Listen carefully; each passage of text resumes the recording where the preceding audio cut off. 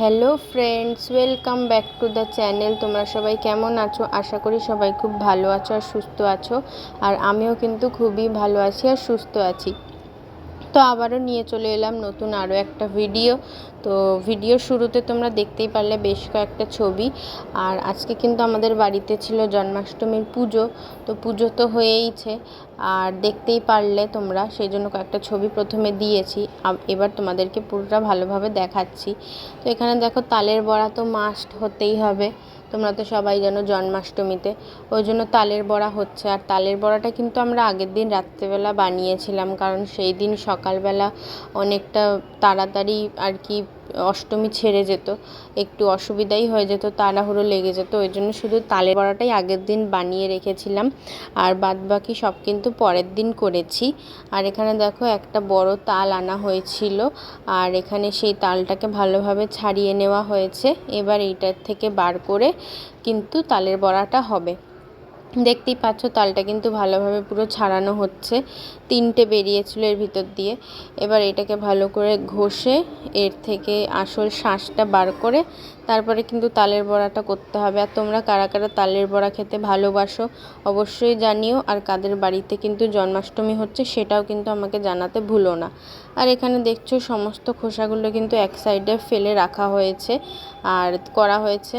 আর তারপরে এখানে সমস্তটা রেডি হচ্ছে। তোমরা দেখতে থাকো ভিডিওটা কেমন লাগছে, অবশ্যই তোমরা আমাকে জানিও। একদম ভালোভাবে বার করে নিতে হবে, অনেকটা ছেঁকেও নিতে হবে, তা না হলে কিন্তু ভিতরে চুল চুল রয়ে যাবে। আর এখানে দেখো, তালের বড়াটা কিন্তু ভালো করে ঘষে নিয়ে বার করে নেওয়া হয়েছে, ব্যাটারটাও তৈরি হয়ে গেছে। আর এখানে দেখো, তালের বড়াগুলো কিন্তু ভাজাও হয়ে যাচ্ছে। আর এইবারের তালের বড়াটা কিন্তু সত্যি খুব সুন্দর হয়েছিল, যেমন নরম সেরকম খেতেও সুন্দর হয়েছিল। তো দেখতেই পারলে তালের বড়াগুলো কিন্তু হয়ে গেছে, দেখো কতটা নরম হয়েছে। এখানে কিন্তু আমি তালের বড়াগুলো ঠান্ডা করে নিচ্ছি, কারণ গরম গরম রেখে দিলে কিন্তু নষ্ট হয়ে যেতে পারে, ওই জন্য। আর এটা হচ্ছে পরের দিন সকালে দেখতেই পাচ্ছ, ব্রেকফাস্টে ঠাকুরকে কত কিছু দিয়ে দিয়েছি, চকলেট, জেমস, বিস্কুট, কুরকুরে আর মাখন তো মাস্ট থাকতেই হবে।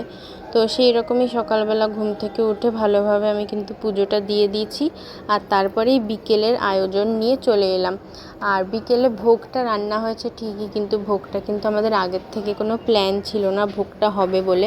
আমরা শুধু ঠিক করেছিলাম নর্মাল যেরকম পুজো দেয়, লুচি টুচি আর মালপোয়া, তালের বড়া, নাড়ু এইসব দিয়ে আমরা ঠিক করেছিলাম ওইভাবেই পুজোটা দেব। ভোগটা যে করা হবে এটা একদমই হঠাৎ করে ঠিক করা হয়েছে।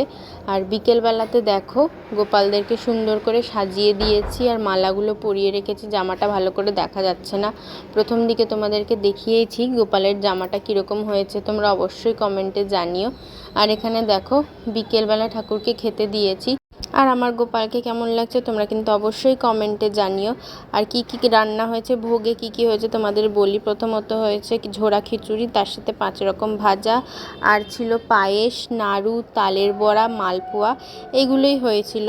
তো আর ঠাকুরের জায়গাটাও ভালো করে সুন্দর করে সাজিয়ে নিয়েছি।